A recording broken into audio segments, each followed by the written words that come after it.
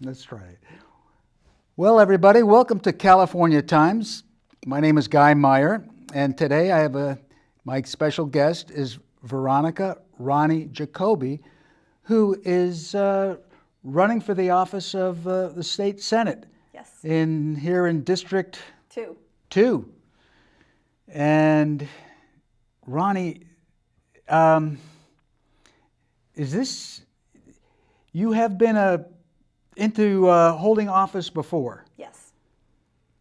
And you were on the Santa Rosa Town Council? City Council. City Council for how many years? 4 years. Now, is this your first time running for another office besides the City Council? No. Tell me about that. Tell me about other... Well, your other, in terms of... Well, I believe that when there's anyone in elected office who isn't doing a good enough job, especially on climate change, that they should be opposed. So if there's someone who needs opposing, I look for the person who most needs it.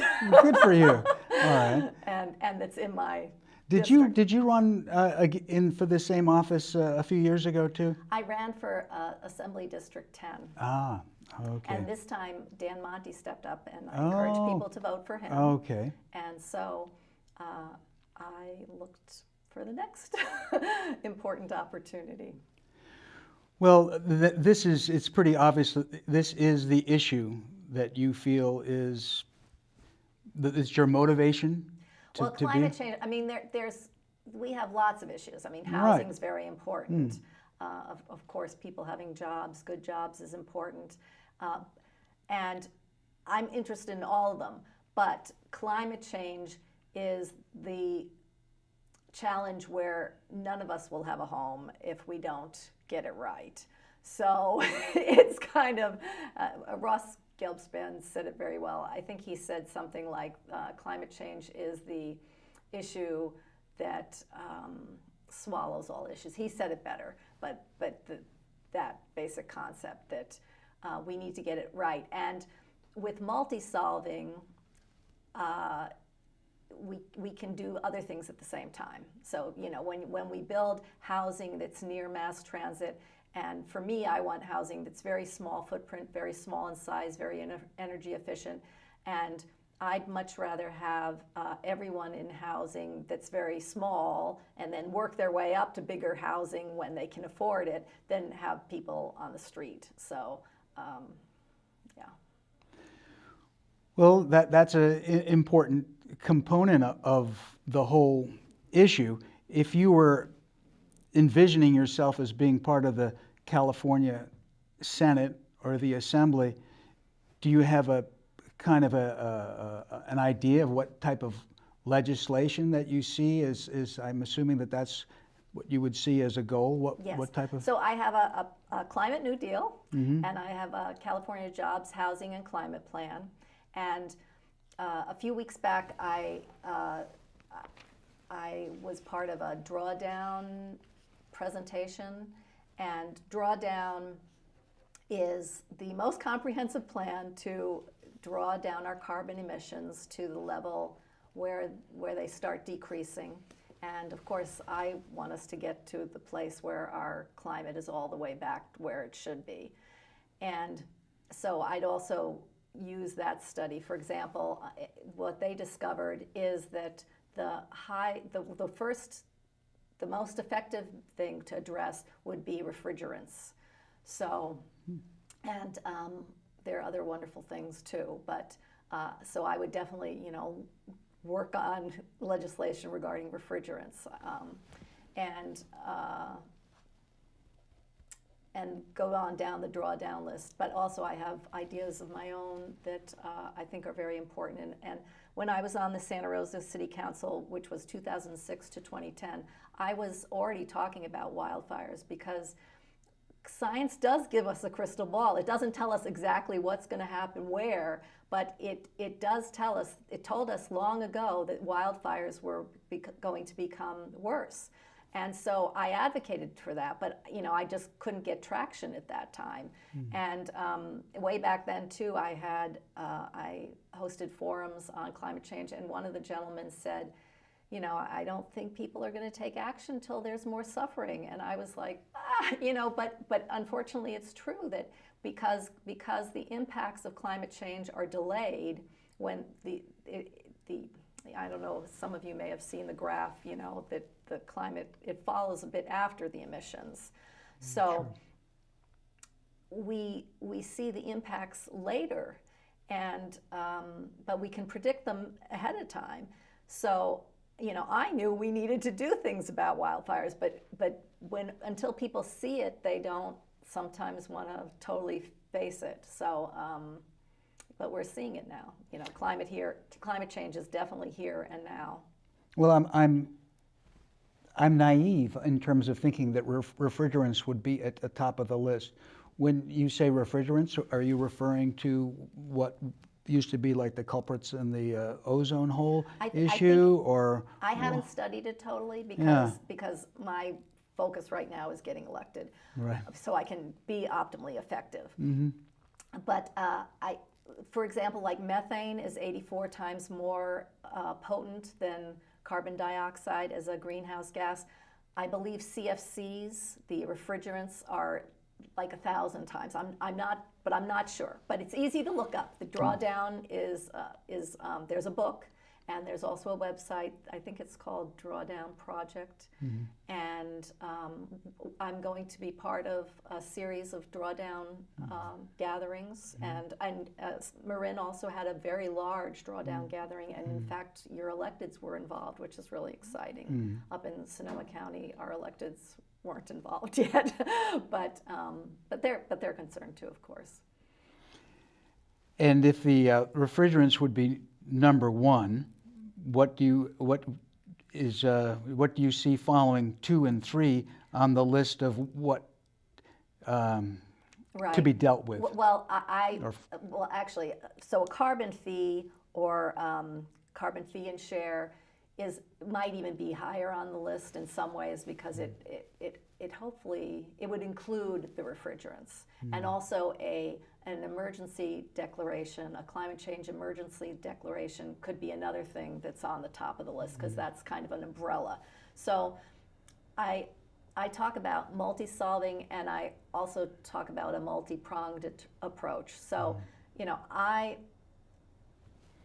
I'm hoping that I get elected, and I'm hoping that I'm incredibly effective, and I'm hoping that my staff will be, just awesome, and hopefully there'll be tons of volunteers that'll finally say, oh good, we can finally, get this perfect legislation through. Like SB 901, the incumbent McGuire, he voted for it, but it really messes with the environment, and it takes PG&E off the hook. What is SB 901 then?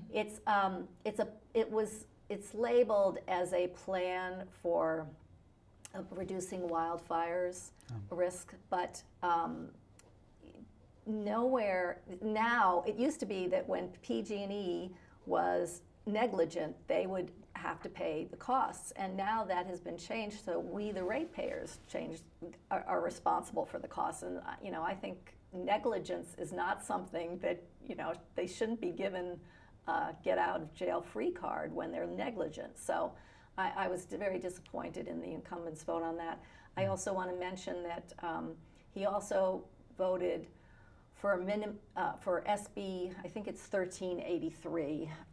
This is on my website, but the SB 1383 in 2016, and that created exemptions on methane. And as I said, methane is 84 times more potent a greenhouse gas than carbon monoxide. So we need to be reducing our pollution, our greenhouse gas pollution. And I was very disappointed when he did that, when he gave an exemption on reducing those. And that's likely because of the dairy industry in Sonoma and Marin County, because that would have affected. But you can incentivize things. You can provide, especially, and if we had a carbon fee, With the carbon fee and share, some money could go back to all taxpayers, and one could also have a portion that went to special projects that would reduce greenhouse gases, so they could go to the dairies that are creating lots of methane, and there are ways to do things differently that don't create lots of methane. Do you think there's any effective non-governmental way to encourage a lifestyle change that that we haven't seen yet, shall we say? Yes. And you kind of embody a little bit of a certain lifestyle choice. Yes. Here we're in the city of San Rafael, which is the county seat of Marin County, and you came down from Santa Rosa today, and your bicycles are parked yes. in the side. Yes, we took bicycle and train, and it was fun. The train's lovely. I wish it was electric, but it isn't. And I've done it other times with the bus, which is great too. But it takes a lot more time and it's a lot less pleasant. But both are great. And yes, so my footprint is very, very low. And I'm a mechanical engineer, and I specialize in energy conservation. And my footprint is amazingly low. In fact, I've had a PG&E employee accuse us of stealing electricity because our bill was so low they didn't believe it.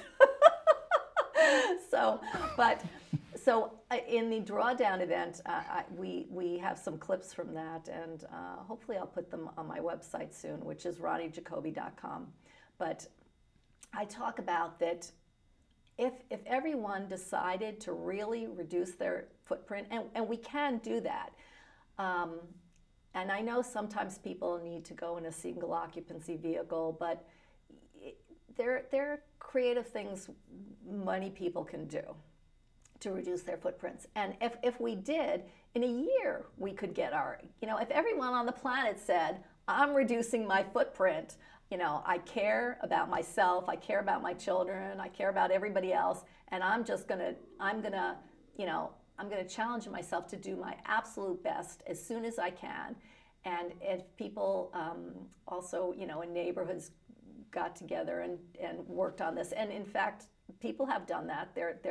There's I'm not remembering the book, but it's How to Lose 1,000 Pounds in 30 days or something, and it's talking about carbon. It's talking about or 1,000 tons. I don't know, pounds or tons or whatever it was. Confusing. Anyway, but I was part of one of those, and we just got together and we brainstormed, what we could do differently. And if you look at it as a challenge, and I have a website called ourgreenchallenge.org, and if you look at it as a challenge, it can be fun. And like bicycling is fun. There are a few times when it's not fun. 1% of the time it isn't so fun, like when I spontaneously decided to get groceries and I didn't have the right bags, and so I had too many, and so I'm pulling the bungee cord, and you know how they say always watch out for your face, No. and it slipped, and I didn't think it was going to slip, and I was kind of leaning over, and it hit me in the cheek, and I was like, ouch, but don't do that,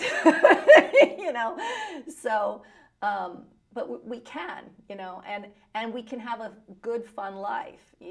Coming down on the train is a lot more fun than in a car. You don't have to pay any attention. Have you cut loose of having a car? You do have a car, though, too. Well, I'm a part owner of a Leaf, and I couldn't justify having a Leaf just for me and my husband because we just don't drive that much.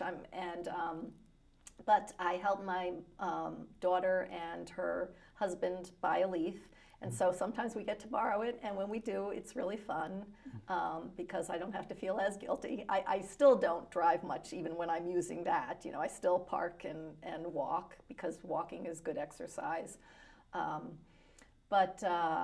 And I do own a truck that I bought when it was just because I needed to transport my mother and my stepdad who had dementia, and someone I knew was selling a truck, and that would fit us all. So and it was inexpensive. So, but we have a solar trickle charger on because we don't drive it enough, and otherwise the battery goes dead. And even with the solar trickle charger, the battery went dead. And we had to drain the fluid, the gas, because it had sat so long. But it all worked out. Now let me mention your website again, and it's ourgreenchallenge.org. That's my nonprofit. Okay. one. Oh, really?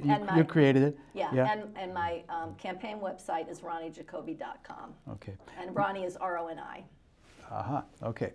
Good. Now I gave a quick look this morning at Our Green Challenge. Cool. And I liked what I saw on the front page, because one of the things you used the three-letter word fun in that part of the challenge. And I sometimes I feel that people aren't having as much fun as they would really like in life. Yeah. You know? Yeah. And I see this sort of crazy world of we're all kind of zooming around so much. Right. Even for fun. Right. You know, we go to Zoom off to have a fun time. True. I mean, and it's, I have a feeling that people don't realize that there can be a lot of fun about being on a train, riding your bicycle. Oh, yes. I mean, I meet people when I'm on the train. Right. I have great conversations when I'm on the bus, the stagecoach bus here in Marin County, but it can happen in any bus if you're open to it. Yeah, I think people are just waiting for that information. They just didn't know. Yeah. I think that's the only problem with waiting for the world. They just didn't know how much fun they're missing by going slow. Yeah. And I've taken trips by train all the way across the country because that's the most efficient way to go. And I have had amazing conversations. And I got to videotape a man who had lost a leg in a war. And his nephew was with him, and he said, you know, he's never opened up about this stuff. And we just had such a deep conversation, and he told me about how he loved to dance and how once he was, other people were dancing, and then he decided to try, and he just danced, and he had a great time. And it was such a rich conversation that I wouldn't have gotten to have in any other situation, because I wouldn't have been with someone for 3 days straight or 2 days, you know, or whatever length of time he was on the train. And also, I've, like one time I went back because my aunt had passed away. And so I went to New York, and so I had more luggage coming back, and I had my grandfather's paintings. And so I'm hauling these paintings around, and I almost missed the train, but I didn't, because I went totally low footprint. I dragged these paintings and my suitcase with the help of many people, and I actually was willing to take a taxi at the end to get to the train because it had taken longer than I suspected, but they wouldn't pick me up. And so this woman,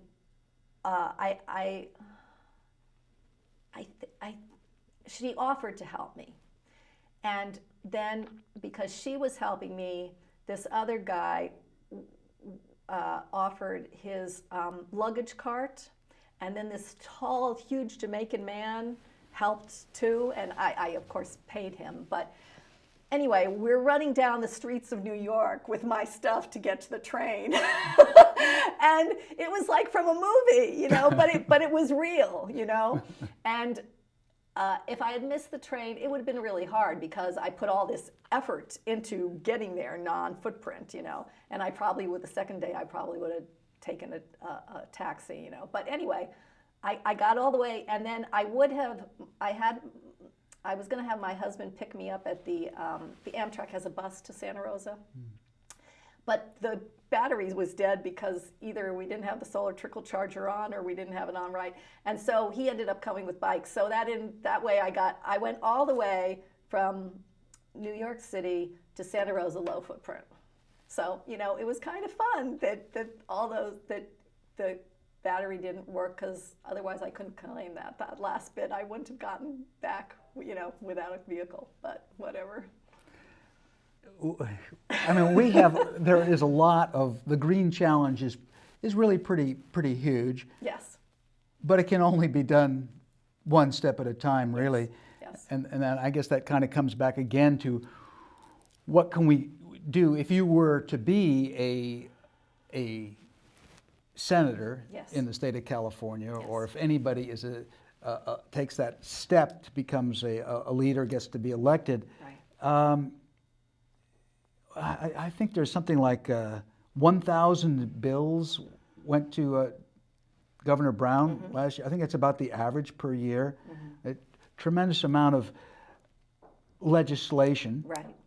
Much of it, and hopefully most of it, is for the good. I'm sure ostensibly everything is for the good. Well, lots of times But- it's for good business, big business. It's framed so it makes it look good for people, but usually it's like PG&E who's benefiting, or Big Dairy. Not always, but Yeah, well, I was trying to be gentle with that approach in terms of that notion that these bills. I think of the cannabis issue lately, and what people voted when we.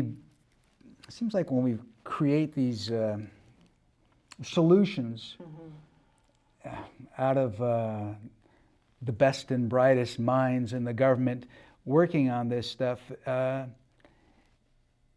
it's not as if the people are coming up with the solutions at the grassroots. It tends to, right now, it would appear that there's going to be more regulation than ever on anybody who's a small person involved in cannabis or marijuana, Yeah. whether it be growing or even, I don't know, almost even smoking. You're now dealing with, suddenly it's taken a whole new tone of control that was kind of benignly neglected before. So my approach is to find people I trust, through people I already trust. Yeah. And like, for example, I am a co-founder of the Sonoma County Water Coalition, and that's a group of amazing volunteers who have done wonderful things. And like, one of them is an expert on forestry management, and there's also a forestry coalition. And anyway, I would ask people that I trust to not only develop legislation, but look over things that the fine print. But there's no reason for legislation not to come up from the grassroots. It certainly can be done, and it can work hand in hand. And for example, on the Santa Rosa Climate Plan, which has since won at least 2 awards, I was the person who I specifically chose, I did research on which existing plan was the best, and the staff person who was working on that, I gave him that information, and I personally edited in additional things, and I've been told since that it needs more teeth, and I agree. But this was, many years ago. So, and teeth for being enforceable. And who would be the entity being enforced? Small business, big business, individuals? Who are the teeth going to be affecting? Well, in any government situation, it could be a variety. But that's the beauty of the carbon fee and dividend, for example, is that the polluters will pay the fees. The dividend will go to people, and so if as a result of carbon, there being a price on carbon pollution, just like all our pollution, most of our pollution has a price now, So, and that makes sense, because years ago when I was a child, when we drove down to New York City, you could see and smell the pollution, and it's not. I think it's not quite as bad now. It may still be that you can see it, smell it, but but the beauty of having a dividend or share is that the people who use very little energy will actually come out ahead in the end. So that's a great thing. And people who have more money and can use more energy and choose to use more energy, they may their costs may go up a little, but the benefits of less asthma and all those other things are also very valuable. So overall, our healthcare costs can go down too when we tax pollution. Our overall costs and having a world that we can live on, I think is definitely worth it as well. Well, a dividend to people sounds good, and it reminds me of a kind of an idea that I had years ago, and I'm sure it's probably very impractical, and the unintended consequences could probably be just absolutely terrible. But I thought about rewarding people if they didn't own a car by, on behalf Sounds of all good. the rest of us who don't have that person in traffic, maybe Sounds a good. little dividend, as you say. Sounds good. Or car sharing. The car sharing is another. It would be awesome if it was easy to share insurance with other people. And I know that Uber and Lyft does that to some degree now, but it would be great if it was easy to do joint insurance, so people, in a neighborhood could have a fleet of cars, so you only use the level of vehicle that you need for the task. That might work. I've thought about that, actually. Yeah. People are very generous. If you have good friends, you might be Yes. not own a car and be driving a car like Yes. me right now. Yes, yes.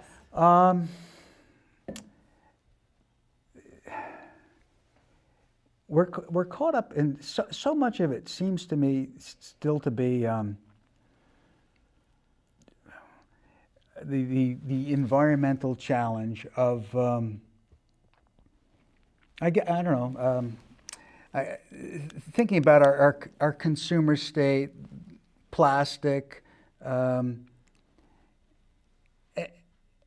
how do we legislate ourselves back onto solid ground? And I guess I've come to this belief that that I'm not sure that I don't really think necessarily that legislation is actually going to be what gets us back to solid ground, and that it's somehow we have to be calling for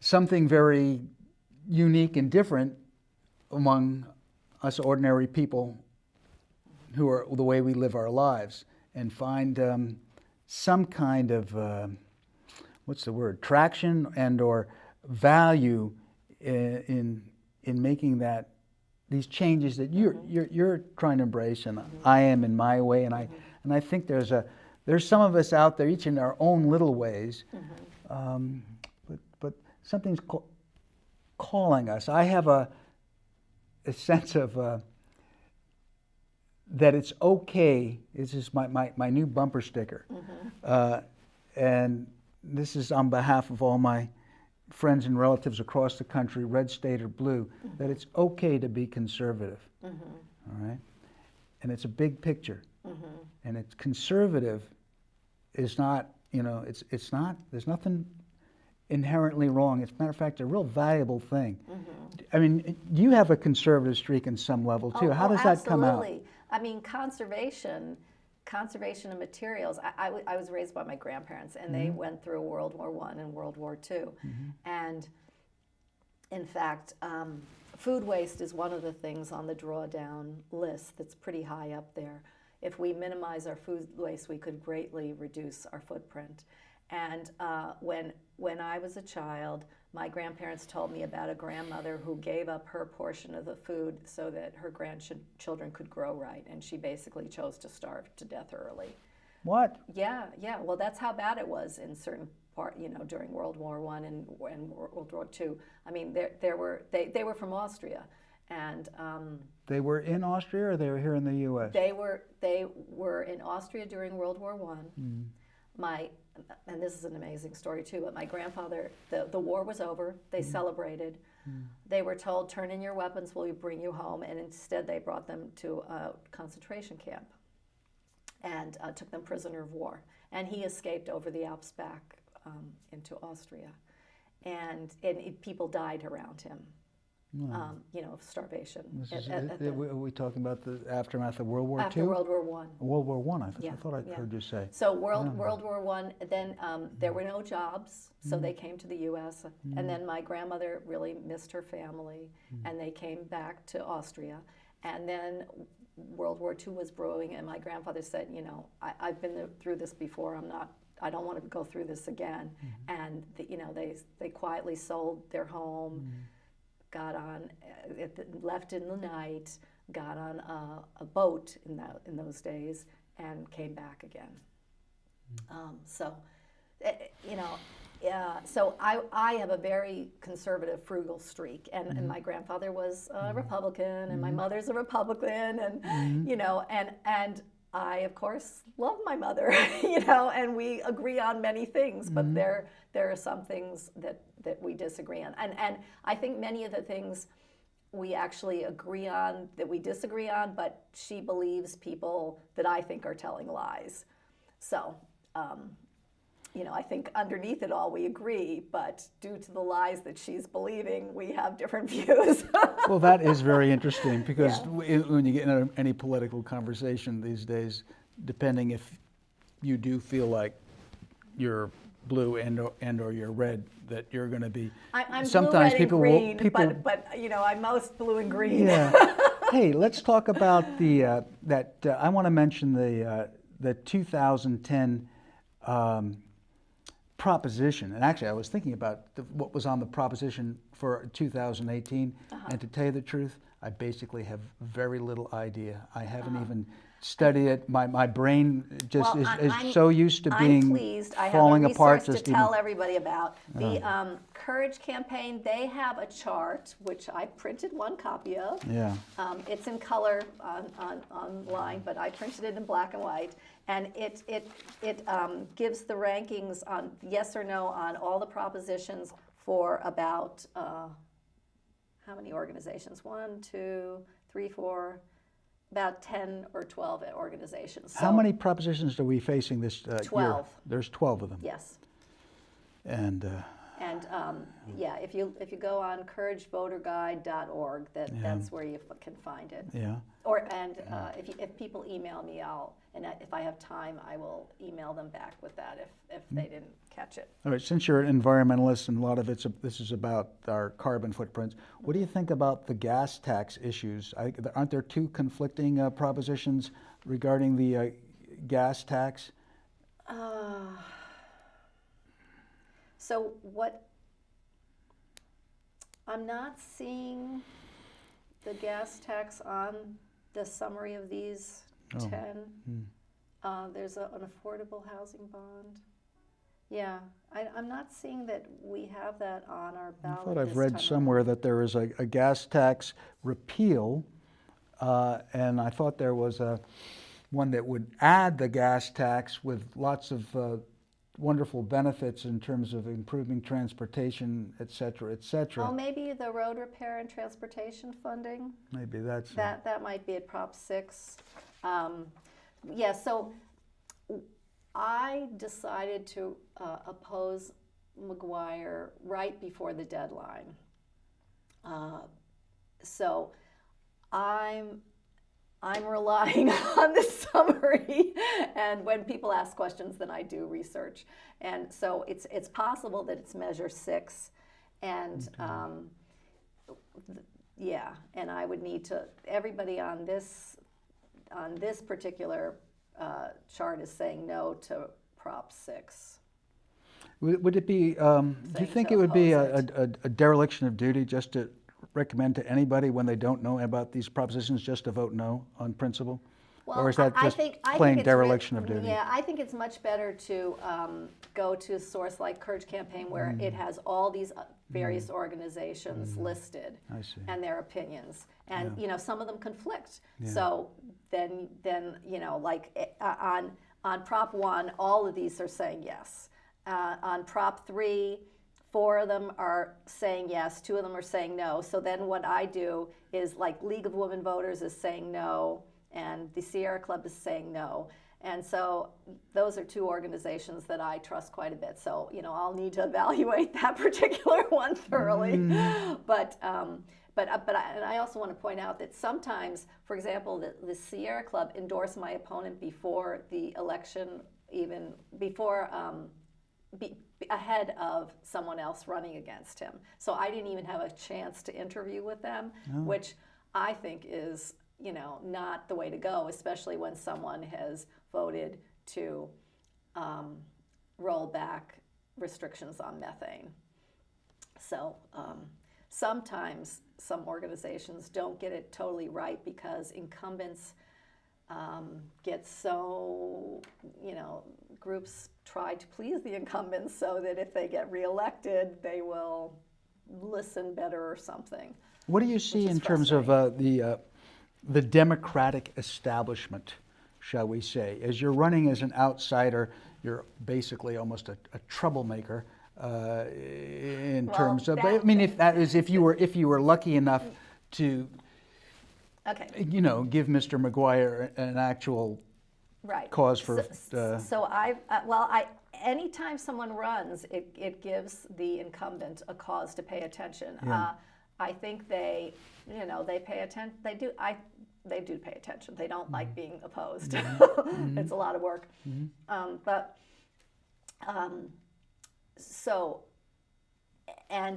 I want to point out one more thing. It's not just that the environment that I have problems with the incumbent's voting record. He also abstained on limiting open carry in public spaces. So I have been endorsed by the gun sense people. And he also abstained on legislation to ensure fair overtime pay for farm workers. And he also abstained on the deportation of immigrants for minor drug offenses. So and there are other things also that I disagree with what he voted. But, these have real impacts on real people. And so, yeah. And I've been endorsed by the Green Party of Sonoma County also. And I've been endorsed by Norman Solomon, and he gave me a very wonderful quote saying that basically I can't be bought, which is true. And I haven't accepted any corporate contributions, and McGuire has accepted many contributions from charter school front groups and from Verizon and from an airline and, all the whole list. Maybe not the whole list, but lots of them. Do you think there are any room to appreciate your mother's Republican or your family and just in general in terms of and I'm not endorsing the very harsh and cruel tactics of separation of children, but of stating that we have a policy of that the borders are there to be enforced, that we have legal access for people to get through, that when we look at what's gone on and how we've evolved as a country, I'm just looking at, if you look up Wikipedia and just immigration in the USA and the history, you can see how things have changed since when you or I, in the 1960s, my memory of this country at 160 million or 180 million, to now we're up at 330 million, and how George Bush Sr. bumped the amount of immigration up almost 40% back in 1990. So we've been bringing in almost 1.5 million new residents a year for almost 25 years, and there are pressures that go across the border, all different kinds of pressures, from the, quote, housing crisis to the stagnant wages in, particularly, I'm thinking of the retail industry, which basically are getting away with you know, I mean, it's stunning that we can live in the Bay Area where the .com industry can supposedly treat all its employees so extravagantly, and yet people who are involved in the food industry, providing the sustenance that actually binds a community, are down to this level of, I mean, it's serfdom, really. You can't afford to live. And of course, you got a few 100,000 people, I guess, are leaving California every year, and it's being made up by the people coming in. Must have much more money. So do you see some of that, visceral feeling that people have? And is there something that actually is fairly, that should be addressed a little more by our liberal minds, maybe? Yeah, so when my grandparents were immigrants, they actually had a hard time because immigrating from Austria, even though they'd been here already, you know, like my aunts and my mother, it was a hard time to be of Germanic descent because of the horrible things that Hitler and his associates were doing. So, but they had a family that when they first came, they would have to have people who were ready to sponsor them. And I don't know what the situation is now, but yes, we should not have open borders, and it's horrible that people die, you know, trying to get into here, that the conditions are so bad where they are, partially due to NAFTA and all those other things, that they risk their lives to come here, you know. So I would love to have borders that are secure, but that there's a fair mechanism for people to immigrate. And I would also love to and this is more on the federal level, but I would love to see policies where people can stay in their countries that they're born in and that they love, and with their families, and they can have a living. So you know, it's complex, and but yeah, I mean, most everything, if we look far enough into the future, we pretty much agree, you know, and then taking it back to the present. And I love listening to people, you know, and sometimes we don't have the time to listen enough to get to the solutions, but hopefully with staff that will increase my listening capacity indirectly. But I would love to gather people from all different viewpoints, because if my legislation is reviewed from all viewpoints, it's going to be the best it can be. And so, you know, having work groups with very different viewpoints is definitely part of my plan. Because when we can get to agreement, that's a wonderful thing.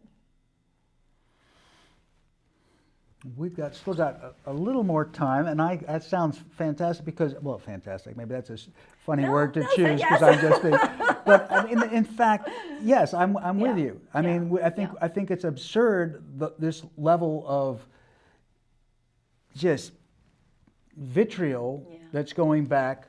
I mean, I feel it from the left and right. You know, if our president is a hothead and blunders, I still don't. I feel like you've got to respect the conservative people and America that he is attempting to represent. There are some positive things that have come through that might not have come through with President Clinton if that had been the case. You know, I think we need to give him just a little bit of you know, if you want to go after him, you can, but NAFTA's been renegotiated. They've taken away the ability for corporations to sue governments now. They've restored the power for the governments. I mean, that seems like many people think, I just reading the article, just going over it, because I thought, did I read this correctly? That environmentalists have some reasons to be like, hey, happy that they're not going to quite get away. There were some positive things that still come about, even with like Nixon opening up the EPA. I feel like Yes. we've got Yeah. we've got room to just quit being in a stark paralysis of Right. fear and Right. calling it the end of the world here. Right. So I'm really glad you brought up fear, because with climate change, part of the big problem is fear. And so one of the Roosevelts said, "There's nothing to fear but fear itself," and there's some truth in that. Because, and especially with climate change, I love the phrase "hugging the monster." And in the Air Force, when people they face the worst case scenario, so, and the reason they do that is because when you face the worst case scenario and you prepare ahead of time, your odds of survival go way up. So with climate change, I've faced the worst case scenario, and there are people who believe that humans are going to go extinct fairly soon. They're near-term extinction groups, and I go to those groups not to dwell on the problem, not to say I'm going to do something else, but they've looked at things, and so they've also looked at some solutions and some preparation and whatnot. But my viewpoint is never give up. I'm with you. That's totally my viewpoint, because as in Lord of the Rings, where the trees come up and help, nature is amazing. Absolutely. And humans are amazing. And most of us really do care about each other. And even like my mother and I, we love each other deeply. We disagree. At one point she said, "God, you could really convince people," and I was just like, "Yeah, I've been trying really hard, And the reason I'm trying so hard is because I love her, and I love my daughters, and I love my 6 former foster kids, and I love all their kids, and someone also said, there's a book, Fear versus Love or whatever, but we can also feel fear because we do love, So I believe in hugging the monster, and I also believe in dancing with the monster. And from Drawdown, it's going to take Paul Hawken. He does a great job of pointing out that, is climate change happening to us, or is it happening for us? And if it's happening for us, if we manage to get all our vehicles, the mass majority of all our vehicles, to electric, like electric buses, electric trains, electric cars, if we do that, can you imagine how quiet things will be? How our roadways won't stink at all? It will be a wonderful thing. And if, like, one part of my climate plan is to have edible forests, and to have fire breaks. So in other words, the edible forests would have water storage. They'd have a heavy-duty sprinklers, so if a fire is approaching, they would create a border. And the beauty of edible forests is they're edible, And if you've tasted an apricot from a tree that's ripe, it is so amazingly delicious, or a tomato from a garden. It's so much better than what you can get at the store. And so, if every community was food self-sufficient, the quality of food would be so high. If the homeless were given jobs and a place to live on these edible forests and tended them, they would be empowered. Like there are in Sonoma County, there's a jail where they have an amazing garden, and they have sales of plants, and the prices are good. And the people who get to choose to work in this garden, they develop gardening skills, and they get to eat this wonderful food. And so I know I'm going all over the place, but totally okay. It's all connected. And so climate change, if we get it right, like I can't protect just my children and my foster children and my grandchildren. I need to protect everybody. And that's frustrating because I can't protect them, but that I have to protect everybody is also beautiful because we all have to protect everybody and we're all connected.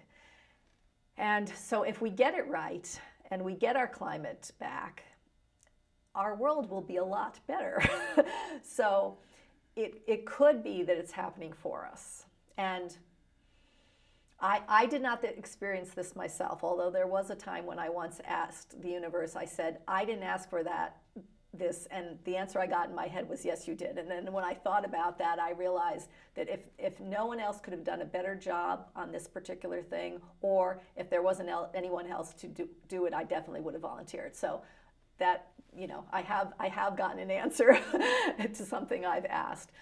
But that doesn't happen normally. But this woman who was thanking the universe for the rain after the fires in Santa Rosa, she said she usually doesn't get an answer when she gives thanks to the universe, but this time she did. And what the answer was is, I made my point, now I can help.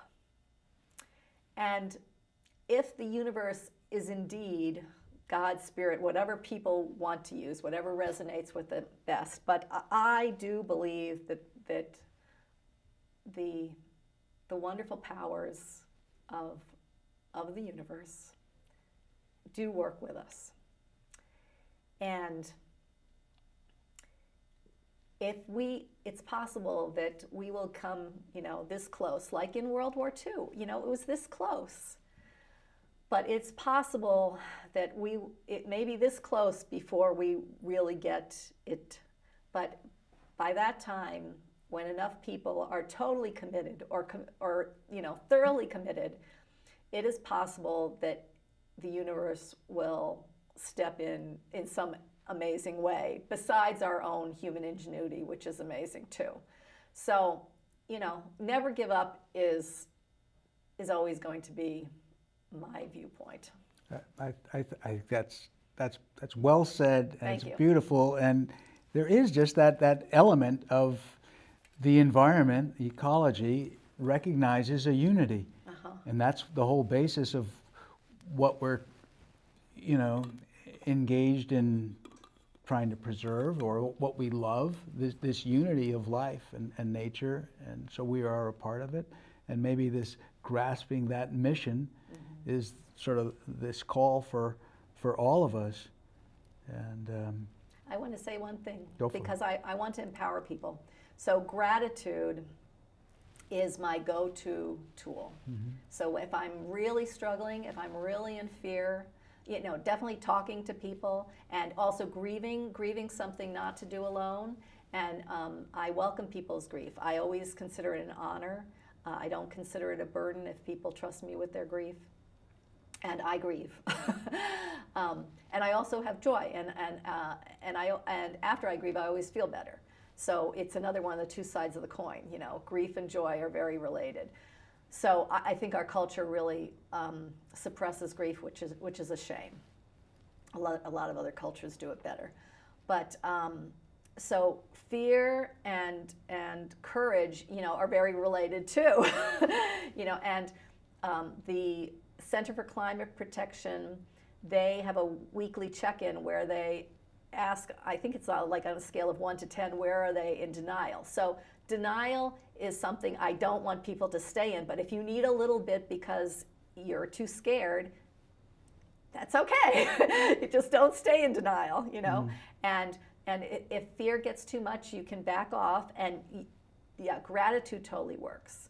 It is just, if I'm at my worst, I'll go gratitude after gratitude after gratitude until I'm okay, And of course, exercise also works. Bicycle riding works. Working in your garden works. All these things work. Hugging people works. I'm going to throw in one other thing. Yeah, I have had amazing adventures because I've chosen low footprint, and I have met the most wonderful people, because people have helped me with my luggage when I ended up bringing back more than I planned to. Like my grandfather's paintings, I wanted to protect them. So, you know, I called Amtrak ahead of time, and they said that I could put them on there. And then when I got there at the last minute, they wouldn't take them because they were fragile. And so that's why I ended up, you know, almost missing the train. But I did get on it, and you know, there was one very cruel conductor, and then the other ones were wonderful. So, but I met one gentleman who said, you know, I'm not going to leave you. He was an older gentleman. I'm not going to leave you until your bus comes. You know, I mean, he was just so nice. You know, and I like when you have a lot of luggage, going to the bathroom is a hard thing. So if you have someone who's willing to watch your luggage, it's, you know, all these little things. So I've had real true adventures, you know, life experiences, and you know, the odds of me running for state senator in District 2 last minute, if I didn't have a world to save, would not be very high. And it's very expensive just to get the candidate statements is thousands of dollars. And I'm grateful that I can loan myself money, but it does hurt, you know. I could have bought another family a shared electric car, maybe, you know. But and on the statement, I can't put what the incumbent has done. You know, I can only speak about me, which is why I tried to get that information in, because it's very hard to get that information out, because the incumbent's not going to tell you, you know. And that's another thing I want to jump to, is that if I'm elected, it won't be just my legislation, although that's very important. I will also get people, I'll be, you know, meeting with constituents, and I'll get to talk about the things that everybody can do. So I'm an activist. So activists are powerful. And it's possible that the other people who will be in office with me, the other senators, might be influenced by big money. So I'll need activists to hammer them, you know, but I'll also be helping to get these are the bad things about the bill out immediately, rather than, you know, sometimes I learn about things after the fact, because who has time to research every single, you know, elected? And you know, the Sierra Club's made of volunteers. The League of Women Voters is made of volunteers. So, yeah. Well, Ronnie, it's been a pleasure. This is a great adventure that is all involved in our work on behalf of the earth, whatever we can do in our lifetime. So, and people. And people. Yeah. And the earth and its people. Yeah. And animals. And everybody and Thank everything. you. Thank you so much. It's been a pleasure. Okay. All right.